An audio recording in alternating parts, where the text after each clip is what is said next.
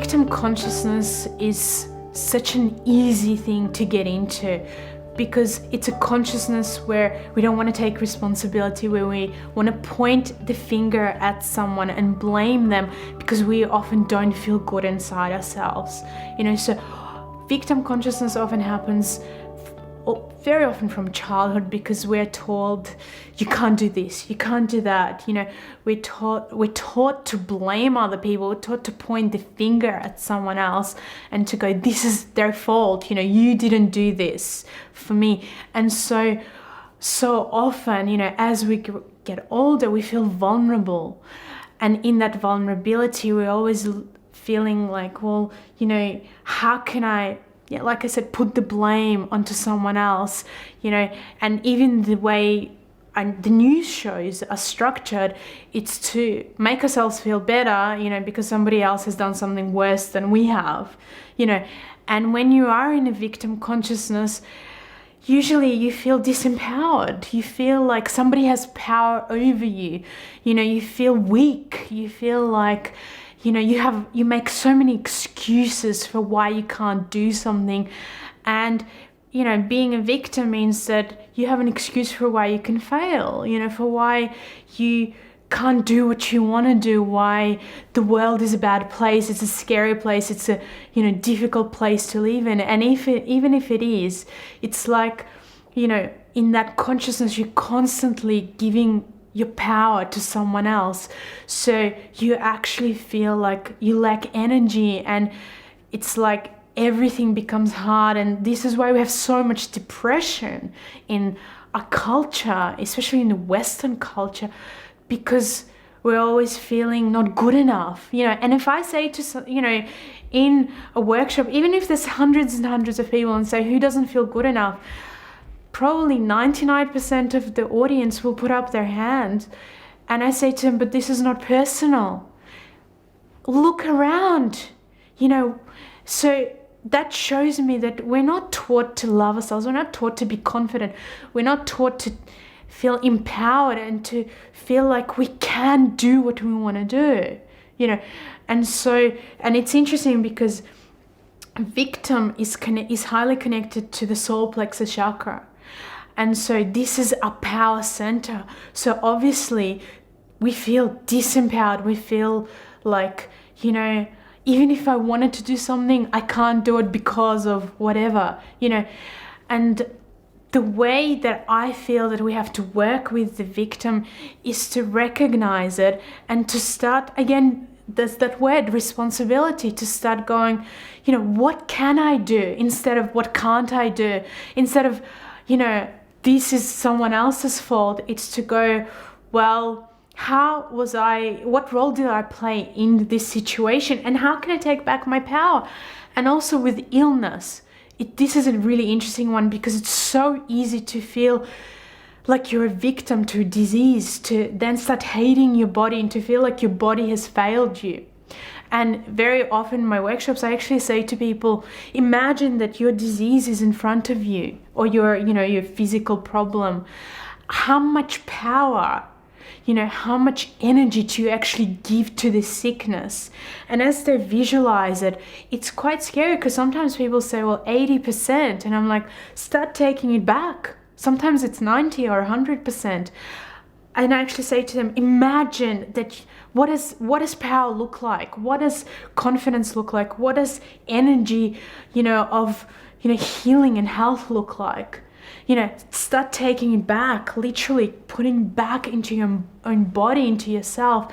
Because as long as you feel that you're a victim of your circumstances, your disease, you will stay there and you will be weak, and you will, and weakness obviously causes you to have disease. But if you can embrace it, then you have choice. You can go, you know what?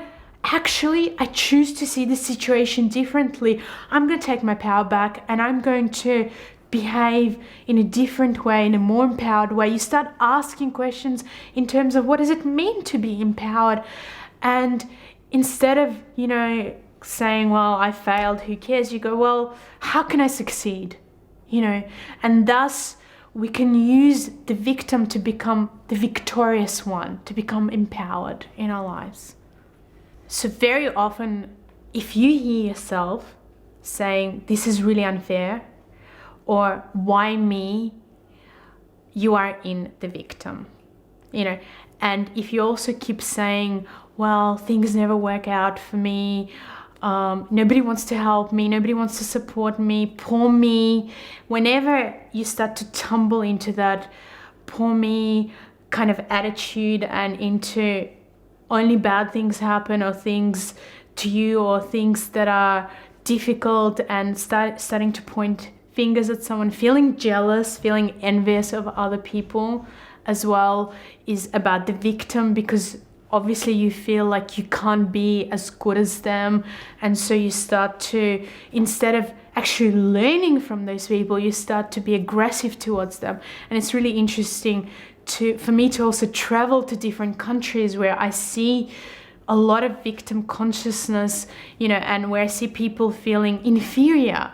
And so feeling inferior, feeling like somebody's better than you, feeling like you can't move forward, is the victim, And when you start hearing yourself talking about other people in negative ways and saying, and also that thing of hurt, poor me, I feel so hurt, aggression as well.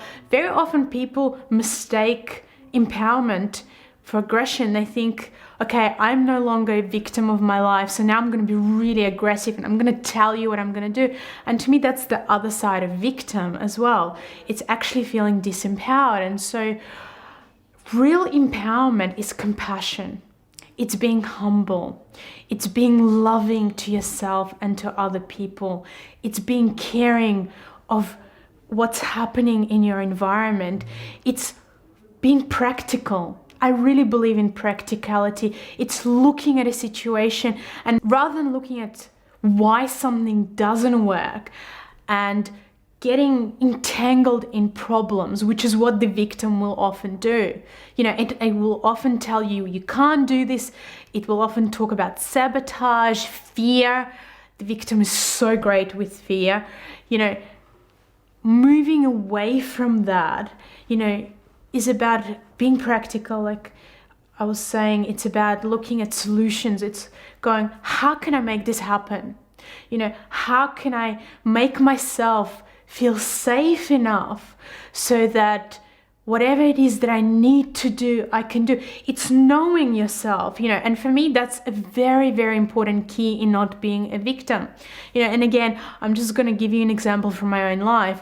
So because I have to travel so much, I started, exploring and understanding about what is okay for me and what's not. And so sometimes your body will give you, signs, including anxiety, for you to understand yourself. And so I realized that I'm okay traveling as long as when I come to a country, I know people and that they meet me, or at least know how to get to a place, or what the situation is, and so by realizing that, I started organizing so that in every country that I go to, people meet me. They meet me at the airport, or they give me very clear instructions on how to get somewhere. And that definitely in every place, every city, I have somebody who's going to be willing to help me, so that I don't have to figure it out on my own.